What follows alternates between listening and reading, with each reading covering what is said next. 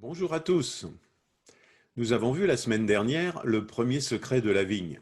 Si notre vie ne porte aucun fruit, Dieu va intervenir pour nous discipliner, nous redresser, nous relever.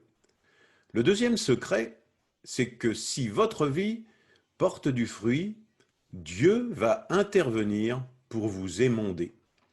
Laissée à elle-même, la vigne va favoriser les nouvelles pousses au détriment des raisins.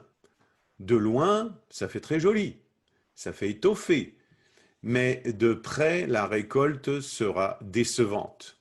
Pour nous, les pousses représentent les préoccupations et les priorités dans la vie. En soi, ce n'est pas quelque chose de mauvais, mais est-ce plus important que son travail pour Dieu?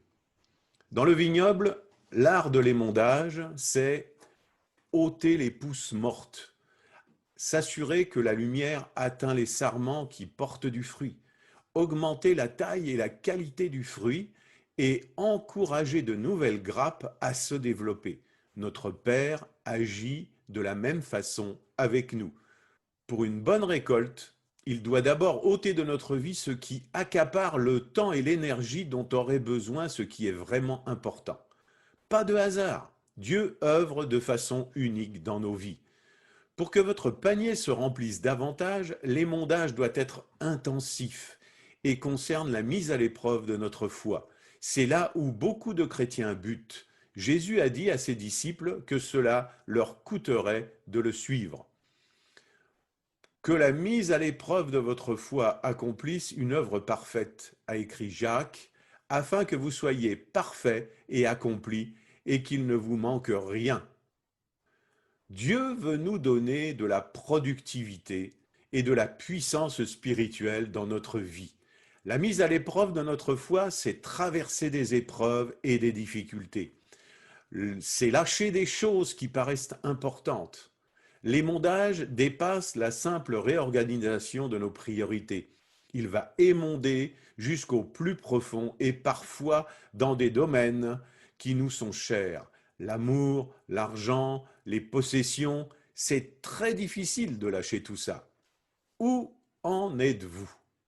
La question c'est, oui ou non, allez-vous laisser Dieu vous émonder à sa façon ou passer à côté? Le troisième secret, c'est, si vous portez beaucoup de fruits, Dieu va vous inviter à demeurer plus profondément en lui. Jésus a dit, demeurez en moi comme moi en vous. La qualité et la quantité de sa puissance surnaturelle à l'œuvre dans nos vies dépend de notre relation intime et continue avec lui. Vous pouvez lire votre Bible pendant des années sans demeurer en lui. Connaître la Bible, c'est bien, mais en connaître l'auteur, c'est mieux. Deux principes. Approfondir la qualité du temps que je consacre à Dieu, pas seulement dans la prière, mais consacrer du temps, c'est-à-dire mettre à part le temps pour bâtir une relation avec lui. Ensuite, Dieu veut que vous lui parliez comme à un ami. Soyez honnête envers lui. Demeurer dans sa présence nous aide à pressentir ce que le Seigneur nous pousse à faire, c'est reconnaître le son doux et subtil de sa voix en nous, nous dit 1 Roi, chapitre 19, verset 12. Demeurer dans sa présence nous aide à puiser dans toutes les richesses spirituelles de Dieu. Les disciples l'ont expérimenté. Pierre et Jean surprenaient le peuple par leur assurance. Demeurer en Jésus, c'est être avec Jésus et rempli de son esprit et de sa puissance.